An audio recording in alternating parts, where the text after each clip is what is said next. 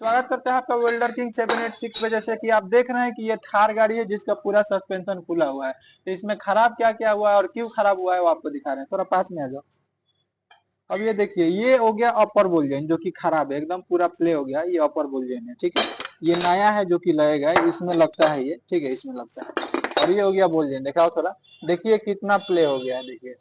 तो ये भी खराब हो गया, ये भी नया दिलाएगा। ये टायरॉड देखिए, टायरॉड को देखिए ये कितना लूज हो गया है, इसको भी नया दिलाएगा। लोअर वोल्यूम को थोड़ा दिखाओ, पास से दिखाओ थोड़ा, मैजिक लेके आओ। देखिए ये भी पूरा साइड प्ले है, तो इसको भी जो है नया दिलाएगा, ठीक है दोस्तों। ये अपर वोल्टेज और लोअर वोल्टेज जो है खराब क्यों होता है कि ये थार गाड़ी जो है ज्यादा ऑफ रोड में चलता है। तो ऑफ रोड में चलने का कारण जो है खराब होता है, और ये खराब होने से जो है गाड़ी जो गुडुक गुडुक गुडुक गुडुक टायर का वहां से आवाज आएगा, ठीक है दोस्तों। तो ऐसे ऐसे वीडियो के लिए मेरा चैनल को सब्सक्राइब करें, वीडियो को लाइक करें, ज्यादा से ज्यादा शेयर करें। तो चलिए मिलते हैं अगले वीडियो के साथ, जब तक अपना ख्याल रखें। बाय बाय दोस्तों, टेक केयर।